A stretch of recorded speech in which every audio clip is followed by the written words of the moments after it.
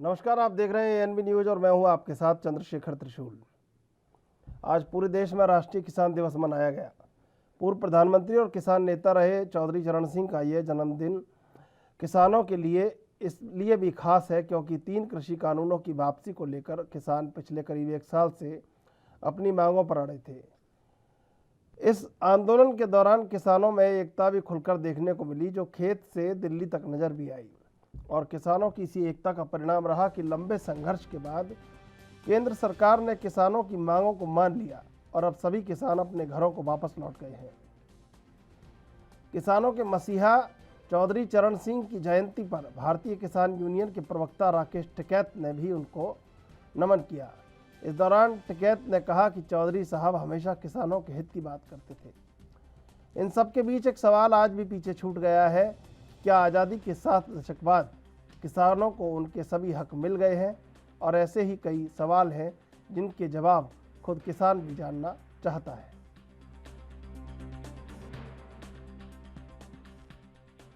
भाई बड़ा योगदान रहा है इनका एग्रीकल्चर में, गांव में, चौधरी साहब का। और इन्होंने जितने भी काम करे गांव के लिए, पॉलिसी पर उस पर हमेशा काम करा चौधरी साहब ने। बचपन में देख के हम भी जब ये मीटिंग में जाते थे, छोटे छोटे से होते थे, तो हमेशा गांव की बात करी, गांव के विकास की बात करी। और इन्होंने कहा भी कि विकास का जो रास्ता है वो गांव से होकर जाता है। अगर गांव मजबूत होंगे तो देश मजबूत होगा। और आज वो पूर्ण रूप से सार्थक है कि जिस क्षेत्र में खेती किसानी मजबूत है, उसी क्षेत्र का व्यापारी भी मजबूत है। क्योंकि जो पैसा है, जो नोट है, वो जमीन से पैदा होता है, मशीन से नहीं। खेत मजबूत होगा और ये एग्रीकल्चर पद्धति पे चलने वाला देश है, ऋषि और कृषि पद्धति पे चलने वाला देश है। यहाँ की अगर खेती मजबूत होगी तो देश मजबूत होगा, किसान मजबूत होगा। पूर्व प्रधानमंत्री, महान किसान नेता चौधरी चरण सिंह जी की पावन जयंती को किसान सम्मान दिवस के रूप में आयोजित किया जाता है। मैं भारत माता के इस महान सपूत की 119वीं जयंती के अवसर पर देश के हित में, किसानों के हित में उनके द्वारा किए गए कार्यों को स्मरण करते हुए प्रदेश शासन की ओर से उन्हें विनम्र श्रद्धांजलि अर्पित करता हूं। हम सब जानते हैं कि चौधरी साहब ने किसानों की आवाज को देश के न केवल उच्च सदन में बल्कि सड़क से सदन तक का एक रास्ता देश के अन्नदाता किसानों के लिए उन्होंने बनाने का कार्य किया था।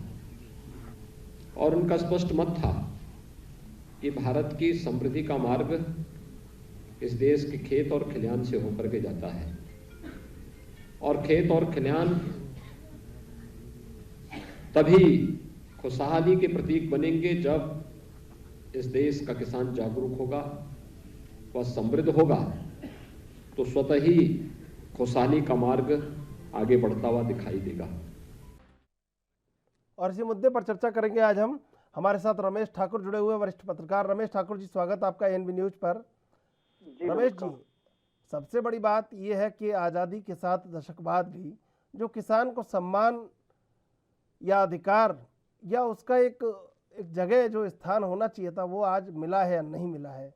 हम राष्ट्रीय किसान दिवस मना रहे हैं और इन 1 साल गुजरा है, इसमें तो किसान ने बहुत अपने आप को पुरजोर किया, पुख्ता किया, लेकिन बावजूद इसके भी किसान बहुत कमजोर है आज भी। देखिए भाई साहब, इसमें क्या होता है कि जब किसानों की समस्या कोई आज की नहीं है, पुरानी है, समय से चली आई है। लेकिन 1 साल से जिस तरीके से आंदोलन चल रहा था, तो उसमें आपने क्या देखा? उसमें ये देखा जो अपनी समस्याओं को लेके किसान बैठे हुए थे, वो 1 महीने बाद या 2 महीने के बाद मानी जा सकती थी, नहीं मानी गई।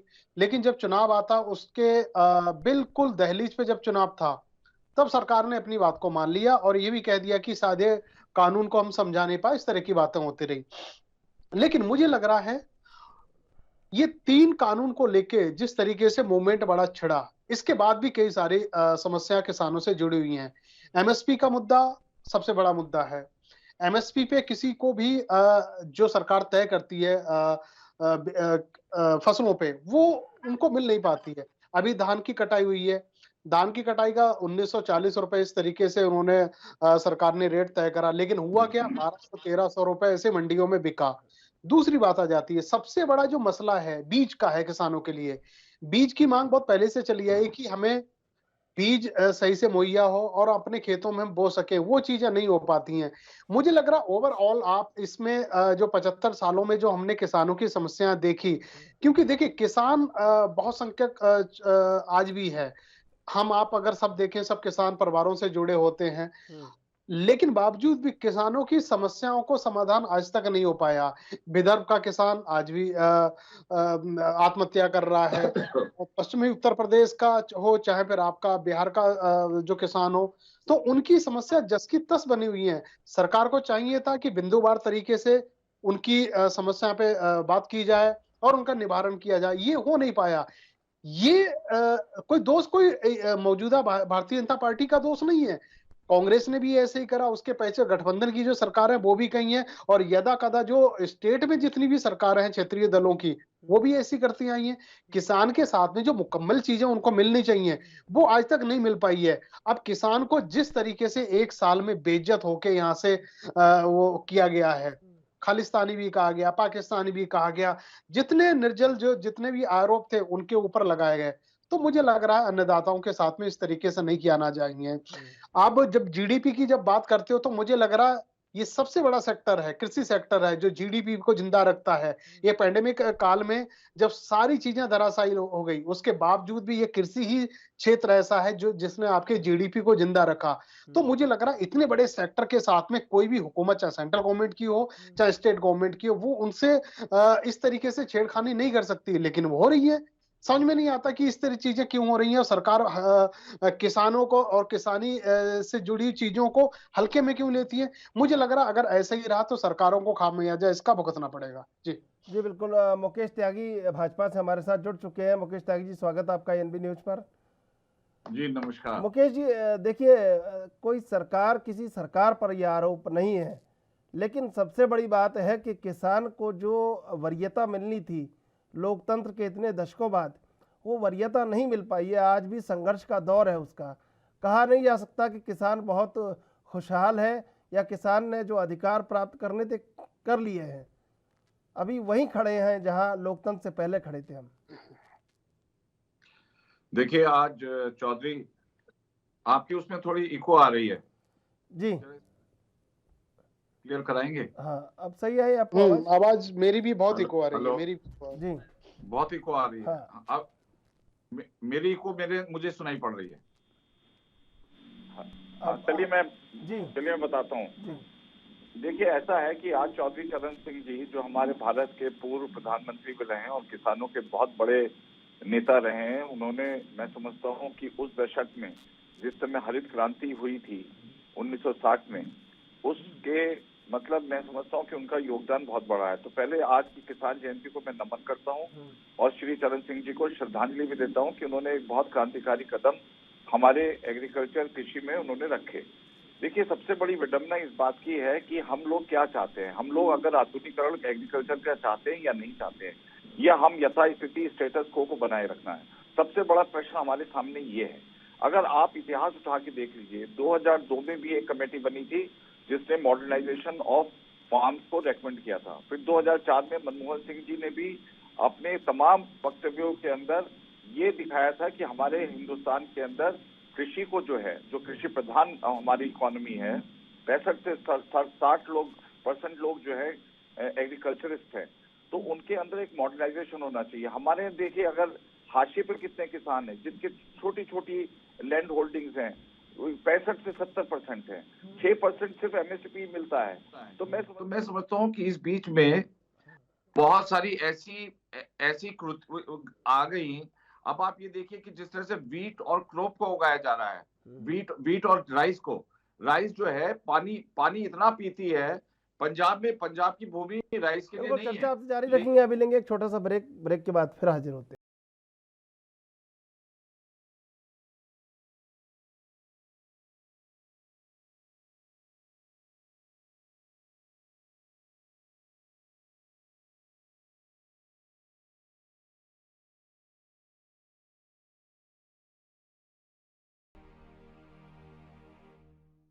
दोनों मेहमान हमारे साथ जुड़े हुए हैं। हम चलेंगे मुकेश त्यागी के पास। मुकेश जी, बात वहीं की वहीं रह जाती है कि जो अधिकार मिलने थे किसान को वो नहीं मिल पाए आज तक भी। नहीं, देखिए ऐसा है, किसानों के प्रति सम्मान, मैं समझता हूँ इसमें कहीं कोई विवाद नहीं है कि किसानों के प्रति तमाम सरकारें समर्पित हैं। अगर आप मान लीजिए इसका राजनीतिक आर्गुमेंट भी लेते हैं, सर इको आ रही है थोड़ी सी, जरा इसको थोड़ा ठीक करा दीजिए। तो मेरे कहने का मतलब यह है संक्षिप्त में कि स्थिति ऐसी, आप ये कोई भी सरकार किसानों के खिलाफ जो हमारे अन्नदाता हैं उनकी किसी के कहने की हिम्मत नहीं है, उनके ना उनके जो हित का है। लेकिन अगर कुछ लोग उनको बरगलाएंगे, अगर कुछ ऐसे बिचौलिए हैं जिनका अभी तक निहित स्वार्थ जो है लगातार चलता आ रहा था। अब आप ये देखिए कि किसानों को किस तरह से कर्जे के ट्रैप में डाला जाता था। एक साहूकार जो है उनको कर्जा दे देता था और पूरा जिंदगी भर उनके परिवार से लेकर के तमाम परिवार के बच्चों तक आने वाली पूरी ऑस्टेरिटी को जो है वो एक अपने बंधक में बना लेता था। तो कब ऐसी बहुत सारी ऐसी स्थितियां थी जिससे किसानों को लोग एक्सप्लॉइट कर रहे थे। मैं समझता हूं कि इसको लेकर के जो 1960 के बाद, हरित क्रांति के बाद हमारे यहाँ कोई मेजर रिफॉर्म नहीं आया, हमारे यहाँ कोई क्रांतिकारी कदम नहीं उठाए। मोदी जी ने, मैं समझता हूँ सब, जबकि उनको पता था कि हो सकता है इसके खिलाफत हो, मुखालफत हो। डेमोक्रेसी में किसी नेता को इतना बड़ा डिसीजन जो ले वो तभी क्योंकि किसानों के लिए कमिटेड है। अगर किसानों को कोई भड़का रहा है, उनके हित के खिलाफ काम कर रहा है, मोदी जी ने लगातार कहा है कि एमएसपी को हम डिसकंटिन्यू नहीं करेंगे और उन्होंने लगातार कहा है कि एपीएमसी को बंद नहीं किया जाएगा। 500 करोड़ रुपए का मॉडर्नाइजेशन का फंड एलोकेट किया मोदी जी ने। तो कहां पर आपको मोदी जी की नीयत पे शंका नजर आती है कि वो मोदी जी जो है किसानों के हित के खिलाफ काम करेंगे? मैं तो समझता हूँ कि बहुत दुर्भाग्य है कि हमारे यहाँ आधुनिकीकरण होने की आवश्यकता है। आज हमारे पास फूड ग्रेन की जो स्थिति है वो सरप्लस में हो गई है, सड़ रहे हैं। हमारे पास स्टोरेज, कोल्ड चेन, इनकी कमी है, इंफ्रास्ट्रक्चर की कमी है, लॉजिस्टिक्स की कमी है। अब आप ये देखिए कि किस प्रकार से मोदी जी ने लगातार, देखिए यूरिया का किस प्रकार से एक्सप्लॉयटेशन होता था। उन्होंने यूरिया के ऊपर जो है नीम की वो लगा करके, ताकि उसका यूरिया का इस्तेमाल सिर्फ उर्वरक की तरह से किया जाए, ना कि उसका कोई और किया जाए। तमाम ऐसे प्रधानमंत्री किसान सम्मान योजना, तमाम ऐसी योजनाएं प्रधानमंत्री जी लेके आए हैं जो किसानों के हित में है। और मुझे कोई बता दे ये तीनों एक्ट के अंदर क्या गलत है क्या नहीं है। पहले मंडियों के ऊपर जो है टैक्स, मतलब मंडियों से आप बेच नहीं सकते थे मंडियों के खिलाफ। अब अगर उन्होंने ई मार्ट कराया है कि आप ई मार्ट के माध्यम से पूरे विदेश में, देश में, आज हरियाणा किसान केरला में अपने प्रोड्यूस को बेच सकता है, उसको एक बहुत बड़ा व्यापक मार्केट मिलता है। और मार्केट फोर्सेस के आधार पे ही जो है अगर तय होती है तो उससे एग्रीकल्चर डिसिप्लिन भी आएगा। एग्रीकल्चर डिसिप्लिन ये है कि आप डाइवर्सिफाइड क्रॉप्स लगाइए, आप ऐसी क्रॉप्स लगाइए कि जो कि डिमांड एंड सप्लाई के इक्विलिब्रियम को मेंटेन करे। आप कोऑपरेटिव बनाइए। आप छोटे छोटे किसानों को जो है लगातार उनको बेचारों को कर्ज के दबाव में बांधते रहते हैं।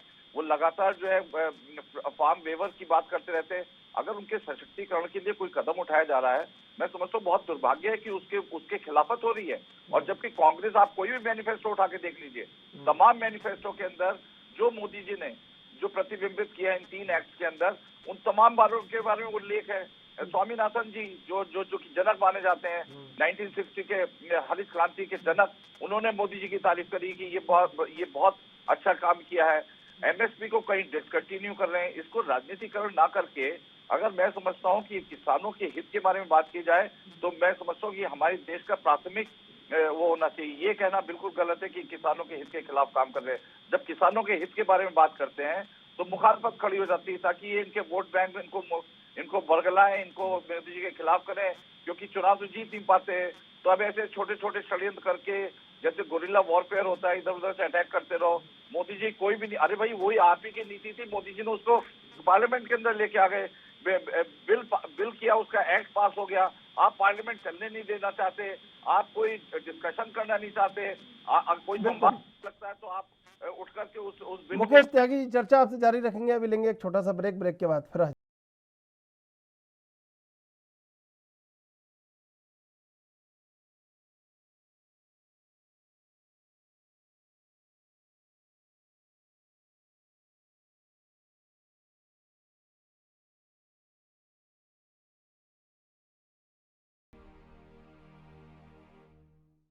सीधे चलेंगे मेहमानों के पास। हमारे साथ कांग्रेस से अनुज आत्रे भी जुड़ चुके हैं। अनुज आत्रे जी, स्वागत है आपका एनबी न्यूज़ पर। अनुज आत्रे जी, देखिए, अब मुकेश त्यागी जी अभी ये बता रहे थे और यही बात हम रमेश ठाकुर से कर रहे थे कि जो किसान को वरीयता मिलनी थी वो नहीं मिल पाई है और आज भी किसान उस इंतजार में है कि किसान को जो प्राथमिकता मिलनी चाहिए वो कब मिलेगी। छोटे छोटे काम हो रहे हैं, छोटे छोटे सुधार हो रहे हैं, लेकिन बड़ा सुधार नहीं हुआ इस दिशा में भी। देखिए, सुधार के लिए सबसे पहले सुधार करने वालों की एक नियत होनी चाहिए, एक मन में मंशा होनी चाहिए कि सुधार करना है। और सुधार किसके लिए करना है, पहले ये फोकस क्लियर होना चाहिए। जिस तरह से जिस बदनीयत से ये कृषि कानून बिल लाया गया था, पारित किया गया संसद से, वो नियत स्पष्ट तौर से जो किसानों को लाभ पहुंचाने की नियत से नहीं लाया गया था। ये अपने चहेते पूंजीपतियों के लिए लाया गया था कि उनको लाभ पहुंचाने के लिए लाया था। देश के इतिहास में पहली बार ऐसा हुआ है कि किसानों के विरोध में बिल नहीं था, ये पूरे देश की जनता के विरोध में। इससे किसी वर्ग को फायदा नहीं होने वाला था। किसानों को तो किसानी उनकी नष्ट करने के लिए ये पूरी तरह से जिम्मेदार होता ही, बिल साथ साथ जो उपभोक्ता है, जो देश के नागरिक हैं, कहीं ना कहीं किसान अगर अपनी पैदावार खेत में करता है तो वो जनता के घर तक, रसोई तक पहुंचता है और उनसे पेट तक पहुंचता है। तो जब हर चीज एक पूंजीपतियों के हाथ में, कैपिटलिस्ट के हाथ में पहुंच जाती, तो वो अपने हिसाब से चीज खरीदते और अपने हिसाब से चीज बेचते। इस देश में ऑलरेडी हम लोग देख रहे हैं कि बीते 7 वर्षों से लगातार महंगाई का दौर चलता आ रहा है। लगातार जो है जनता को कहीं ना कहीं महंगाई की मार झेलनी पड़ रही है। जो कांग्रेस के जमाने में इन्होंने नारा दिया था कि महंगाई मार जाता है, और भारतीय जनता पार्टी की राज में जब महंगाई दोगुनी हो गई है पहले से भी ज्यादा, तो ये इनकी डार्लिंग कहलाई जाती है। तो ये कहीं ना कहीं जो ये 25 लाख करोड़ रुपए का कृषि व्यवसाय था, जिससे ये नजर थी भारतीय जनता पार्टी के नेताओं की, और ये अपने पूंजीपति मित्रों के हवाले इसको करने के लिए इन्होंने पूरा मन बना दिया था। लेकिन कांग्रेस पार्टी ने जिस तरह से संसद से लेकर के सड़क तक किसानों के साथ मिलकर के उनकी आवाज उठाई, ये सरकार को झुकना पड़ा, सरकार को माफी मांगनी पड़ी। और माफी मांगने के साथ साथ, लेकिन ये पहली बार ऐसा हुआ है कि जब संसद में ये बिल पेश किया गया था, बिना चर्चा के बिल पारित किया गया, कोई संसद में चर्चा नहीं, और जिस तरह से खारिज किया गया उस समय भी कोई चर्चा कराने की सरकार की हिम्मत नहीं थी कि हम चर्चा कर लेते कि क्यों खारिज हो रहा है, और खारिज करने के बाद भी इसमें क्या, इससे नुकसान या नफा हो सकता है, सरकार ने उसको भी चर्चा करना मुनासिब नहीं समझा। अगर ये खारिज हो रहा था, इससे देश को, सरकार को स्थिति नुकसान था, तो चर्चा होनी, और किसानों को इससे नुकसान हो रहा था तो चर्चा होनी चाहिए, और खारिज होने के बाद अगर किसानों को ये लाभ पहुंचाने वाला बिल था तो भी चर्चा होनी चाहिए। संसद किस लिए होती है लोकतंत्र में? एक चर्चा का सबसे बड़ा एक अखाड़ा होता है, और वहीं पर अगर चर्चा भी ना हो और सरकार चर्चा से भागती नजर आए, तो सोचिए कि कहीं ना कहीं चोर की दाढ़ी में चिमटा है, और जो नीयत है और जो मंशा है, ये दर्शाती है कि ये कितनी बड़ी गलत नीयत से लाया गया था। लगातार आज किसान दिवस है, राष्ट्रीय किसान दिवस है। बीते 20 वर्षों से देश में किसान दिवस मनाया जा रहा है, लेकिन मैं ये कहूंगा कि किसान दिवस आधिकारिक तौर पर, सरकारी तौर पर तो 20 वर्षों से मनाया जा रहा है, लेकिन जब से ये देश का अस्तित्व आया है, किसान हमारे देश में सबसे रहा है, और ये हमारा कृषि प्रधान देश रहा है। आज भी हमारे देश में सबसे बड़ा वर्ग अगर कहीं है तो कृषि व्यवसाय के ऊपर आधारित है। किसान परिवार इस देश में बहुतायत है, और किसानों के साथ साथ जितनी भी आबादी है, कोई ऐसा नहीं है वर्ग जो किसानों के साथ जुड़ा नहीं रहा हो, क्योंकि किसान जो खेत में पैदावार करता है वो हम सबके लिए पैदावार होता है। कोरोना महामारी में, लॉकडाउन के समय, जब पूरा देश अपने घर के अंदर बंद होकर के अपनी जान बचाने के लिए बैठा हुआ था, उस समय भी हमारा देश के किसान ने अपनी जान की परवाह न करते हुए खेत में लगातार लगा रहा। ऐसे समय में भी, ऐसे वर्ग के लिए भी ये पार्टी का दिल नहीं पसीजा, उस व्यवसाय को भी अपने पूंजीपतियों के हवाले करने के लिए उन्होंने भरसक प्रयास किया। हर चीज को इन्होंने किया इनके साथ, इनकी किस तरह से इनके साथ, किसानों के साथ बर्ताव किया गया, न जाने क्या क्या इनको पाकिस्तानी, आतंकवादी, खालिस्तानी, देशद्रोही, तमाम तरह की भारतीय जनता पार्टी के साथ जिन्होंने इनको चुनाव के समय अन्नदाता कहा था, इस आंदोलन के समय ये संख्या। तो ये भारतीय जनता पार्टी को स्पष्ट करना चाहिए कि आज आपने माफी मांगी है, तो क्या उस माफी को किसान ने स्वीकार कर लिया है? क्या किसान आपको माफ करने को तैयार हो रहा है? क्या उन 700 से ज्यादा किसानों की जिनकी शहादत हुई है, वो माफी को स्वीकार करने और उसको सही जगह पहुंचने की बात नहीं है। बात यह है रमेश ठाकुर जी, जो किसान पेट को पालने वाला है वो आज भी सहानुभूति का पात्र बना हुआ है, ये बड़ी बात है। नहीं, किसान सहानुभूति मांगता ही नहीं है, और उन्होंने कभी नहीं किया आप हमारे प्रति सहानुभूति दो। वो तो अपना मुकम्मल हक मांग रहा है। मैं कहता हूँ ये जिस तरीके 3 कानूनों में जिस तरीके से कॉन्फ्लिक्ट हुआ है सरकार और किसानों के बीच में, ये भी अगर ना होता, मैं कहता हूँ अगर एमएसपी अगर ना मिले तो उससे पहले, क्योंकि मैं किसान परिवार से आता हूँ, हमें पता है कि एक किसानी के लिए जरूरत क्या है।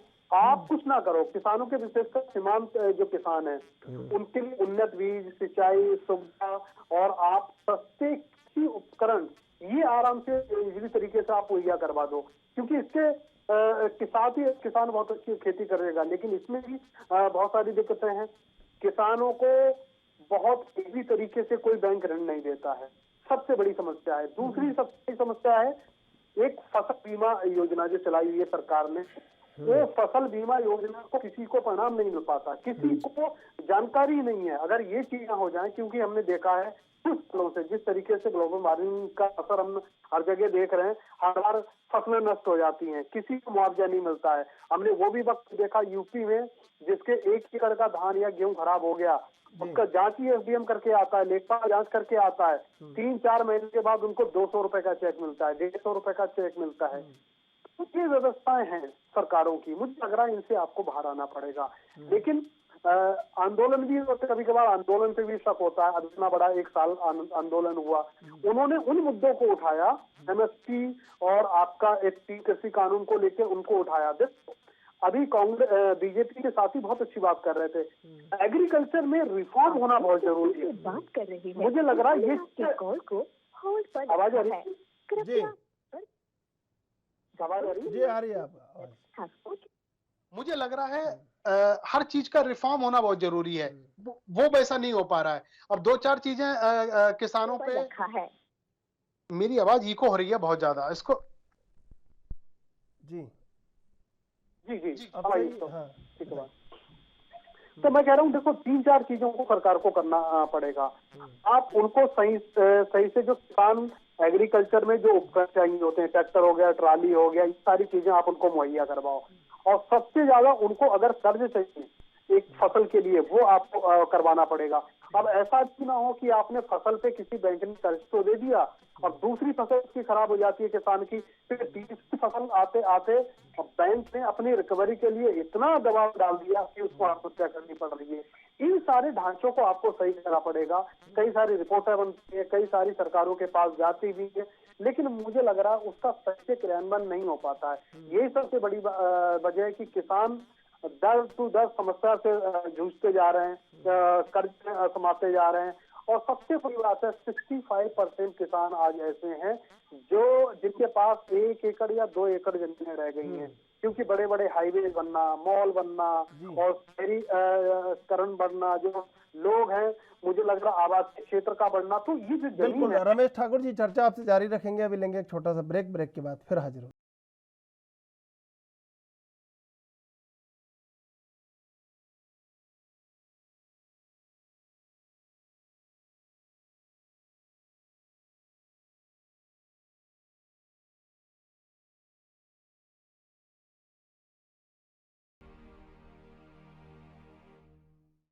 तीनों मेहमान हमारे साथ जुड़े हुए, हम चलेंगे मुकेश त्यागी के पास। मुकेश त्यागी जी देखिए, सबसे बड़ी बात है कि आप आज भी मंडियों को देखेंगे तो उसके पास बहुत सारी खाली ज़मीन पड़ी है।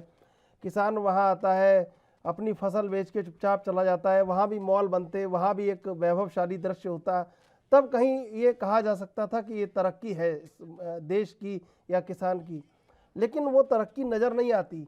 और जैसे रोड डेवलप हुए हैं, जैसे और इंफ्रास्ट्रक्चर डेवलप हुआ है, ऐसे अगर किसान भी कहीं ना कहीं मंडियां भी विकसित होती तो ये देश की तरक्की कही जा सकती थी। और ये आरोप किसी पार्टी पर नहीं है, सभी राजनीतिक दलों को इसमें जिम्मेदारी लेनी चाहिए। मैं बिल्कुल आपकी बात से इत्तेफाक रखता हूं कि हमें किसानों के प्रति और संवेदना दिखानी चाहिए। लेकिन मुझे एक शेर याद आ रहा है अपने विपक्ष के साथियों के साथ कि वादा था पार लगाने का और साजिश है नाव डुबोने की। तो मैं समझता हूँ आधुनिकरण पर तो इन्होंने अपना कोई काउंटर ड्राफ्ट दिया नहीं, ना 11 बार इनके साथ चर्चा चली, कोई काउंटर ड्राफ्ट देते कि भाई ये ड्राफ्ट करिए, चलिए आपसे चर्चा नहीं हुई पार्लियामेंट में, कोई बात नहीं। लेकिन 11 बार कृषि मंत्री ने लगातार, हमारे पीयूष गोयल जी, और कृषि मंत्री सबने मिलकर के 11 बार इनके साथ डिस्कशन किया।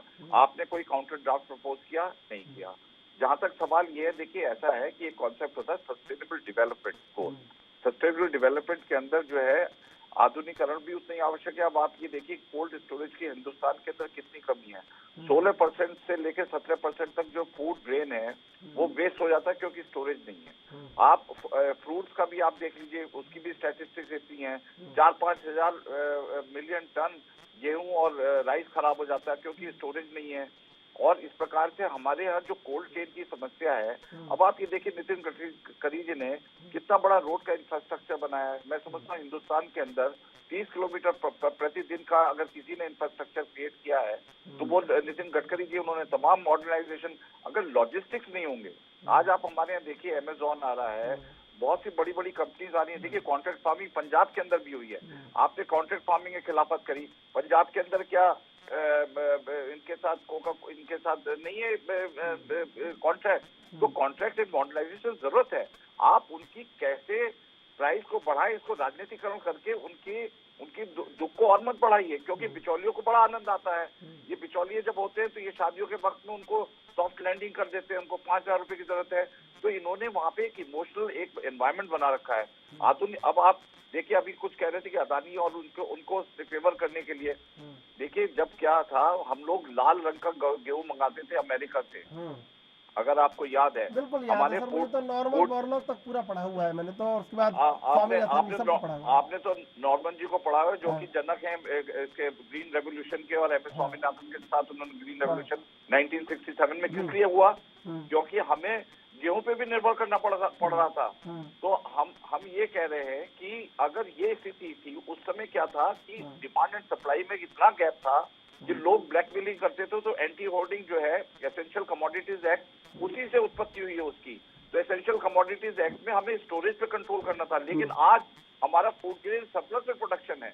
अगर हम चेन नहीं बनाएंगे, या तो आप बनवा लीजिए, अगर चेन नहीं बनाएंगे तो हम लगातार वेस्ट करते जाएंगे। देखिए मुकेश जी मैं आपसे एक बात कहना चाहूंगा। देखिए आपने कहा, मैं ये कह रहा हूँ कि सरकार किसी पर आरोप नहीं है। आप देखिए नाबार्ड बड़ी संस्था है एग्रीकल्चर के लिए, उसके बाद नाबार्ड के बाद नेशनल हॉर्टिकल्चर बोर्ड, राष्ट्रीय बागवानी मिशन, अगर वहाँ भी किसी को कोल्ड स्टोरेज बनाना है या कोई कहीं पे अप्लाई करना है तो वो भी प्रक्रियाएं इतनी सरल नहीं है।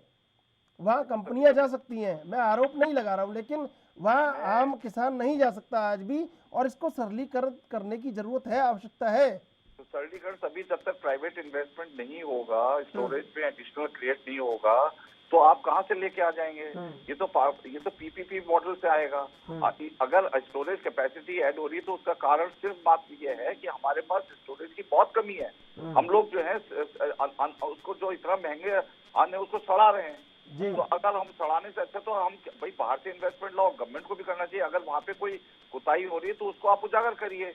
लेकिन ये कहना कि साहब एसेंशियल कमोडिटीज एक्ट का जो अमेंडमेंट है उसको भी आप रिपील करिए, भाई एसेंशियल कमोडिटीज एक्ट की रेलेवेंस आज के दिन में जब फूड प्रोडक्शन सरप्लस में है खत्म हो गई है। अब हमें उतनी जरूरत नहीं है, स्टोरेज हमें बढ़ाना है। पहले तो होल्डर्स थे, वो जब डिमांड बढ़ती थी तो उस समय वो रिलीज करते थे अपने मन चाहे प्राइस पे, लेकिन ये जो वस्तु जमीनी स्थिति है वो बदल गई है। उस बदली बस एक राग गा रहे हैं कि साहब ये हटाइए वो हटाइए, और 3 एक्ट आपसे रिपील कर दिए गए। मैं समझता हूँ ये दुर्भाग्य है कि 3 एक्ट रिपील कर दिए गए। प्रधानमंत्री जी ने सही कहा है कि वो समझाने में शायद सक्षम नहीं रहे, इस वजह से उन्होंने विड्रॉ कर लिया। ये डेमोक्रेसी है। अगर उनको लग रहा है कि राष्ट्र की धारा जो है विपरीत बह रही है तो मैं समझता हूँ उन्होंने एक प्रोग्रेसिव कदम उठाया, उसको भी क्रिटिसाइज कर रहे हैं। अब आप लीजिए एमएसपी के मुद्दे को, मिनिमम सपोर्ट प्राइस, जो न्यूनतम मूल्य समर्थन है, वो मुझे बताइए किस एक्ट का हिस्सा था? कभी किसी एक्ट का हिस्सा रहा है? ये हमेशा प्रशासनिक पॉलिसी रही है, ये कभी कोई एक्ट का हिस्सा नहीं रहा। अब आप कहते हैं इसको एक्ट का हिस्सा बनाइए। सर देखिए सर, यही तो मुकेश जी सबसे बड़ी बात है कि आलू 10 रुपए किलो बिकता है लेकिन चिप्स 500 रुपए किलो बिक जाती है, दूध 40 रुपए किलो बिकता है लेकिन कॉफी 400 रुपए का 1 कप मिलती है। अगर बड़े बड़े ब्रांड्स में जाएंगे तो किसान के लिए वो चीज आसान नहीं हो पाई ना। उसने तो अपना जो उत्पादन था उसका मूल्य उसको मिला भी नहीं, लेकिन उससे 10 गुना 100 गुना पे चीज बिकी, तो वही तो एक परेशानी है, उसको सरलीकरण करने की आवश्यकता है। उत्पादन की अच्छी प्राइस ना मिलने का कारण जो है कि एमएसपी के अंदर सारी कमोडिटीज नहीं आती, लिमिटेड कमोडिटीज आती हैं, उन पे एमएसपी लागू होता है। आपको पता है कितने परसेंट एमएसपी के अंदर आता है? 6%। 6%, 94% जो ट्रेड होता है वो नॉन एमएसपी। बिल्कुल मुकेश जी, चर्चा आपसे जारी रखेंगे, अभी लेंगे एक छोटा सा ब्रेक, ब्रेक के बाद फिर हाजिर होते हैं।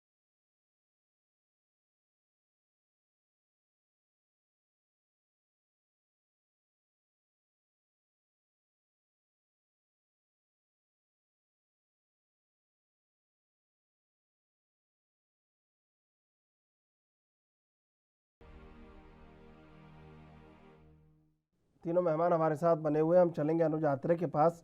अनुज आत्रे जी, देखिए, किसान के दिल का हाल जानने में दिल्ली नाकामयाब रही है, चाहे सरकार कोई सी भी हो, और ये हाल जानना उस समय बहुत ज़रूरी है जब जो व्यक्ति या जो संस्था आपके पेट की मुसीबत को सुलझाती है, उसी के लिए हम इतने कमज़ोर इच्छा शक्ति रखते हैं कि उसको कैसे मजबूत किया जाए। देखिए, निश्चित तौर पे ये सरकार लगातार जितने बड़े बड़े वादे करके आई जनता के सामने, 2014 की हम बात करें, क्योंकि लगातार तब से सरकार ने किसानों का भरपूर विश्वास हासिल किया। भारतीय जनता पार्टी को किसानों ने लगातार हर चुनाव में जो है भरपूर अपना मैंडेट दिया, क्योंकि कहीं ना कहीं विश्वास एक इन्होंने जगाया उनके बीच में, एक ऐसे सब्ज बाग दिखाया गया कि देश के किसान, देश का अन्नदाता, इनकी बातों में आया कि हाँ, अच्छे दिन ये लेके आएंगे। लेकिन उनको नहीं मालूम था कि ये जो अच्छे दिन का जो सपना दिखाने वाले हैं, सपने सपने ही रहते हैं। जो वर्तमान के इनके जो सामान्य दिन थे, उन सामान्य दिनों को भी इन्होंने बुरे दिनों में तब्दील कर दिए। देश का किसान आज इस बात को कह रहा है। किसानों की जो एग्रीकल्चर रिफॉर्म्स की जो बात करने वाली भारतीय जनता पार्टी की सरकार है, आज बता दें जरा कि क्या जो किसानों की आत्महत्या खत्म करने की बात कर रहे थे कि देश में किसान एक भी अन्नदाता को आत्महत्या नहीं करनी चाहिए, क्यों एनसीआर भी कहती है कि देश में आज भी जो है आत्महत्या 2014 के बाद से लगातार बढ़ोतरी हुई है। हर रोज औसतन 30 किसान जो देश का हमारा आत्महत्या कर रहा है। इतनी तो सुसाइड पहले कभी नहीं हुई जितनी इंडिया राज में हुई है। तो ये हालात किसने खराब किए हैं? ये हालात क्यों बने हैं? आपने तो कहा था हम किसानों के अच्छे दिन लेके आएंगे, उनकी फसल का उनको 1.5 गुना कीमत दिलवाएंगे उनको। आप 7 साल बता दीजिए, क्या उनको लागत मिल रही है? लागत मूल्य भी मिल रहा है उनको जो किसान का। आपने वायदा किया, किसानों से मैंडेट लिया और बहुत बड़ा मैंडेट लिया आपने, खंडित मैंडेट नहीं दिया। आपको हर राज्य के किसान ने आपको भरपूर समर्थन दिया। तो आप बताइए, जवाब दीजिए कि क्या दिया आपने देश के किसान को?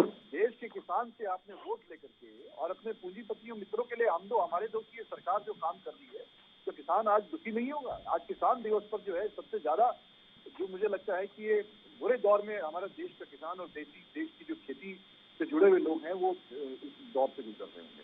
कौन जिम्मेदार है उसके लिए? 2014 से पहले लगातार हमारा देश का किसान चाहे थोड़ी अगर इसमें तरक्की कर रहा था, धीरे धीरे तरक्की कर रहा था, लेकिन उनका ग्राफ लगातार आगे बढ़ रहा था।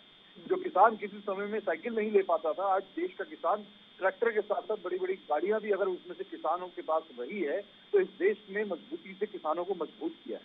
आज अगर हमारे देश के किसान का बच्चा न केवल जवान के रूप में बॉर्डर पर सेवा नहीं कर रहा है, अगर विदेशों में भी जा रहा है, तो ये पिछली सरकारों ने किसानों को जो एक मजबूती दी है, ये उसकी देन थी।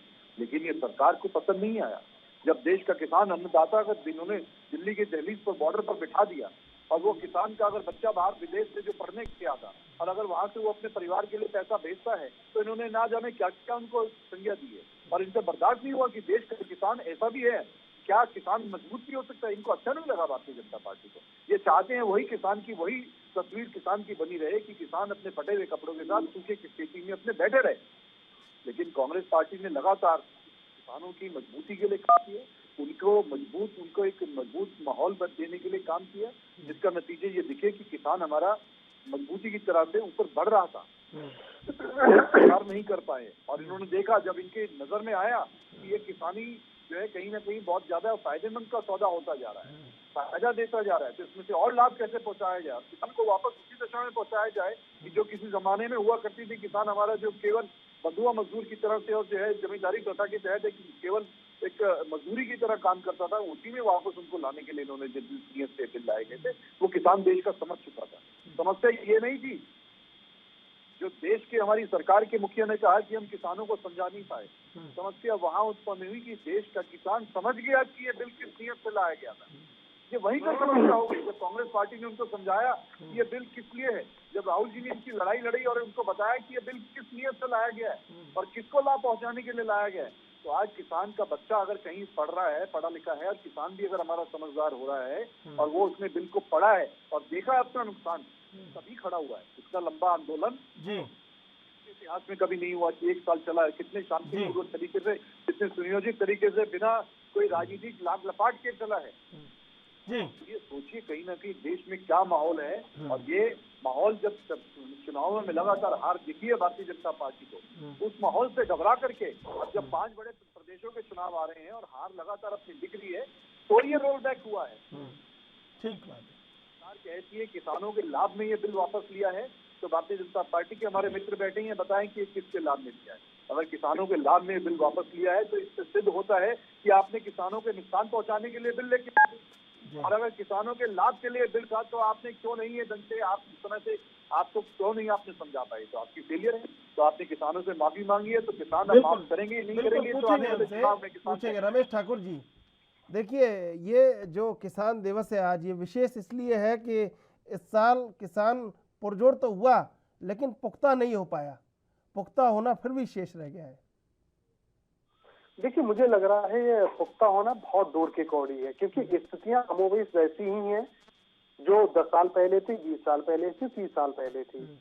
और अनुज यात्री जी ने बहुत सही बात कही है कि कोई भी सरकार आए, वो सरकार किसान को फटे हाल में ही देखना चाहती है। वो नहीं चाहते उनके बच्चे विदेशों में पढ़े या कुछ भी करें। ये गवर्नमेंट की पॉलिसी बन चुकी है।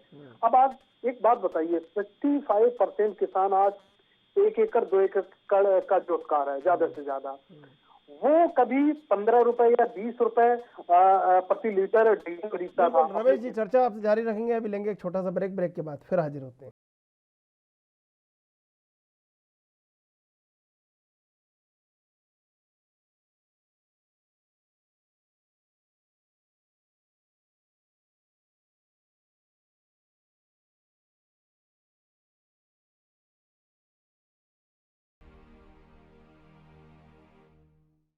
तीनों मेहमान हमारे साथ जुड़े हुए, हम चलेंगे रमेश ठाकुर के पास। जी रमेश जी।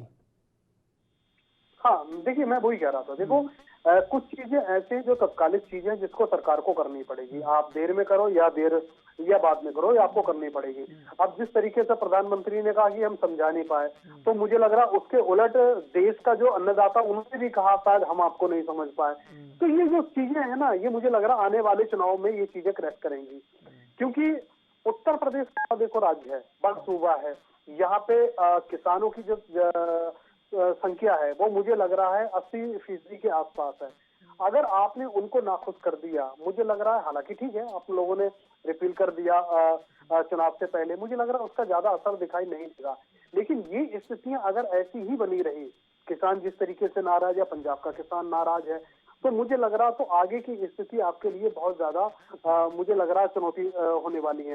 लेकिन सबसे बड़ी बात है, आपको 3 कृषि कानून के जिस तरीके से आप लोग लाए, और उसके पैरेलल कुछ चीजें ऐसी थी, जैसे बीज का मैं पहले बताया, और एक आधुनिकीकरण जिस तरीके से एग्रीकल्चर का किया जाना चाहिए था, स्वामीनाथन रिपोर्ट की जो चीजें थी, मुझे लग रहा वो भी अगर सही से लागू हो जाती तो स्थितियां पहले जैसी नहीं रही होती, ये चीजें आपके लिए बड़ा आसान हो जाती। मुझे लग रहा है जो सरकार का थिंक टैंकर है, चाहे कृषि मंत्रालय कह लो, नरेंद्र तोमर जी को कह लो, वो चीजें वो समझा नहीं पाए किसानों को, और ना ही वो चीजें कर पाए। 11 दौर की वार्ता हुई, ठीक है, जिस तरीके से वहां से 2 लोगों से आदेश मिलता था उस तरीके से आप लोग किसानों को जाके बता देते थे। लेकिन मुझे लग रहा उनमें कई सारी चीजें ऐसी ऐड की जानी चाहिए थी जिससे किसान आपके लिए फिर 2014-2019 जैसा माहौल बना देता। लेकिन मुझे लग रहा है किसान और किसानों को इस सरकार ने थोड़ा सा इग्नोर किया है। और देखते हैं 5 राज्यों के चुनाव है, उसके बाद में ये जैसे आज किसान दिवस है, ये दिवस वैसे ही बना रहेगा या इसमें कुछ अंतराल या कुछ चीजें, उसकी जो फिजा है वो बदलेगी। जी मुकेश त्यागी जी, देखिए सवाल सबसे बड़ा ये है, लंबे समय आप विपक्ष में रहे, आपने ये तय किया, एजेंडा बनाया कि धारा 370 हटाना है, सत्ता में जाते ही राम मंदिर बनाना है, राम मंदिर पर काम करना है। ऐसे ही एक एजेंडा ये भी होना चाहिए था कि सत्ता में आएंगे तो इस देश के किसान को खुशहाल कर देंगे और इस देश के किसान को वहाँ पहुँचा देंगे कि जहाँ पूरी दुनिया में एक उदाहरण हो कि किसान भारत का बहुत खुशहाल और बहुत संपन्न है। लेकिन हुआ क्या कि 1 साल के अंदर जो गतिरोध बना, जो किसानों की शहादत हुई और उसके बाद वही ढाक के 3 पात रहे, तो ये थोड़ा गलत रहा। और आपको मुझे लगता है बड़ा मन करके जवाब देना चाहिए इस पर। नहीं, बिल्कुल हम बड़े मन से तैयार हैं और हमें हमारे दिमाग के अंदर और दिल के अंदर कहीं कोई खोट नहीं है। मैं आपको बता दूं, हमारे दिल के अंदर अगर आप इतिहास उठा के देख लीजिए, जब कंप्यूटर की बात आई थी, हिंदुस्तान के अंदर कंप्यूटर का इंट्रोडक्शन हुआ था, तो मैं समझता हूँ बैंक एम्प्लॉयज ने बहुत बड़ा एजिटेशन किया था कि हम टाइपराइटर को विस्थापित नहीं होने देंगे, हम कंप्यूटर लेके आएंगे। तो ये जो मानसिकता है कि आप अपने यथास्थिति को बना करके रखना, स्टेटस को जो है बहुत कंफर्टेबल मनोविज्ञान है। आप अपने कंफर्ट से नहीं निकलना चाहते, आप ऐसे दिशा में नहीं जाना चाहते जहाँ पे आपको अनिश्चितता का माहौल नजर आता है। ये एक मनोवैज्ञानिक इशू है। पर मुझे ये बताइए कि कांग्रेस के ना प्रवक्ता ने ना किसी और विश्लेषक ने ये बताया कि इस एक्ट के अंदर क्या कमी है।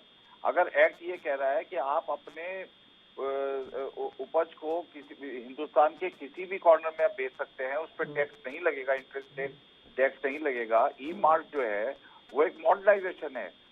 आप इलेक्ट्रॉनिक के माध्यम से आप पे कर सकते हैं, आपका पेमेंट। अब देखिए डायरेक्ट बेनिफिशियरी जो ट्रांसफर है, जो डिजिटलाइजेशन किया है मोदी जी ने, आज आप पेटीएम के माध्यम से तमाम ऐसे हमारे पास उपकरण आ गए हैं जिसके माध्यम से आप हिंदुस्तान के किसी भी कॉर्नर से पैसा भेज सकते हैं। तो ये एक संपूर्ण व्यवस्था की गई थी, पैसे आने की व्यवस्था की गई, मार्केट के अंदर जो है बैरियर्स हटाए गए, कहीं पे भी आप अपना सामान बेच सकते हैं। 500 करोड़ रुपए मॉडर्नाइजेशन ऑफ मंडीज के लिए लगाया गया। एमएसपी सिर्फ 6% है, उसको लेकर के आप इतना बड़ा बवाल कर रहे हैं। आप जो है मुझे आप बताइए कि आपका क्या काउंटर प्रपोजल है? आप चाहते यथास्थिति बनी रहे, कोई मॉडर्नाइजेशन नहीं, वही एक्ट, अगर वही एक्ट आपके इतने होते तो आज हिंदुस्तान की जो प्रोडक्टिविटी है वर्ल्ड में 3.4% ऑफ पैडी है, जो कि वर्ल्ड का लोएस्ट फिगर है। बांग्लादेश में भी आपसे अच्छी यील्ड है। तो आपने क्या क्या 6 दशक आपने रूल किया, आपने किसानों को लूटा, किसानों को आपने पदभ्रष्ट किया, और उसके बाद जब कोई मार्गदर्शन आता है तो आप उस पर आलोचना करने लगते हैं। आपकी किसी भी आलोचना में कहीं पे भी मुझे आधुनिकरण की भूख नहीं नजर आ रही, सिवाय राजनीतिक करने भड़काने के अलावा आपने इसमें कोई योगदान नहीं दिया है। तो मैं ये समझ रहा हूँ, देखिए पंजाब, ये महाराष्ट्र और आंध्र प्रदेश के किसानों ने इसका वेलकम किया इन एक्ट का, और ना इनका कोई नुमाइंदगी थी। अलग अलग इनके सेक्शन बने हुए थे, कहीं राकेश टिकैत बोल रहे हैं, कहीं ये बोल रहे हैं। तो ये बड़ा फ्रेगमेंटेड मूवमेंट था। ठीक है, आपने राजनीतिक रोटियां सेकनी थी, सेक ली, लेकिन मैं समझता हूँ कि आपको दूरगामी इसका कोई फायदा मिलने वाला नहीं है। ये आप गलतफहमी में मत रहिएगा कि चुनाव में आप कोई बहुत बड़ी जीत हासिल कर लेंगे, वो आप गलतफहमी निकाल लीजिए। अनुज जी। जी जी जी, देखिए, जो सोच आदमी की, जिस व्यक्ति की जैसी होती है, जिस दल की, जिस संगठन की जैसी होती है, वही सोच का दायरा लेकर के आदमी दूसरों के प्रति सोचता है। नहीं, आप मुझे बताइए क्या परिवर्तन चाहते हैं? निकल के आ गया। जरा सुन लीजिए, हमने बहुत आपको सुना है, आप सुनने का धैर्य रखिए। कांग्रेस पार्टी ने तो कभी नहीं कहा कि चुनाव के हिसाब से हम लोग कर रहे हैं। ये चुनाव की दृष्टि से तो निर्णय इन्होंने लिया, और चुनाव की दृष्टि से इन्होंने निर्णय वापस किया। सरकार चुनाव का तो दृष्टिकोण भारतीय जनता पार्टी के नेता, इनके कार्यकर्ताओं के मन में 24 घंटे लगा रहता है, को लेकर के ये लगातार काम करते रहते हैं। देश हित और देश की जनता के विषय में, देश के किसानों के विषय में इसका कोई सरोकार नहीं है, कोई उस तरह की योजना नहीं है। नहीं तो जिस तरह से देश का माहौल बन गया है, आज ये बता दें कि जो 2014 से पहले इन्होंने वायदे किए थे अच्छे दिन लाने के, उनमें से कौन कौन से अच्छे दिन लेकर के आ रहे हैं? आपका क्या वजह है कि आज देश बताइए। देश के स्टैटिस्टिक्स अगर बताते हैं, देश की चाहे नीति आयोग के आंकड़े ले लीजिए या आप किसी भी एजेंसी के आंकड़े उठा करके देख लीजिए, सरकारी बिल्कुल समय संक्षिप्त है। मैं जवाब लेना चाहूंगा रमेश ठाकुर से। समय कम है अनुज जी, मैं जवाब लेना चाहूंगा रमेश ठाकुर से। रमेश जी, देखिए, किसान किसी भी दल के एजेंडा में नहीं है, सिर्फ कहने भर की बातें हैं कि किसान आवश्यकता है, किसान अन्नदाता है हमारा। देखिए, मुझे लग रहा है जो गमलों में खेती बाड़ी करते हैं उनको खेती के बारे में बिल्कुल भी तमीज नहीं है। अब ये कहते हैं कि हम लोगों ने कोई भी फसल कहीं भी बेची जा सकती है, तो वो आज भी बेची जा सकती है, पहले ही बेची जा सकती है। मुझे वो वक्त याद आ रहा जो तो 2014 में जब मोदी जी ने पश्चिमी उत्तर प्रदेश में कहा था कि 14 दिन में हम जो गन्ना का जो भुगतान है वो पूरा कर देंगे। मैं हो सकता है इसका अगर त्यागी जी से जवाब लें, उनका भी जवाब दे देंगे। तो ये सारी चीजें नहीं चलेंगी, आपको धरातल पे आके काम करना पड़ेगा किसानों के लिए। अब जो कई सारे वादे हुए थे किसानों के लिए, मुझे लग रहा एक कोई वादा पूरा हुआ बता दे कि किसानों के लिए किया गया वादा पूरा हुआ, कुछ नहीं हुआ है। मुझे लग रहा है ये सारी चीजें बहुत सारी बातें अधूरी हैं। रमेश जी, समय समाप्त हो रहा है। रमेश जी, मुकेश त्यागी जी, अनुज यात्री जी, आप तीनों का बहुत बहुत धन्यवाद डिबेट में जुड़ने के लिए।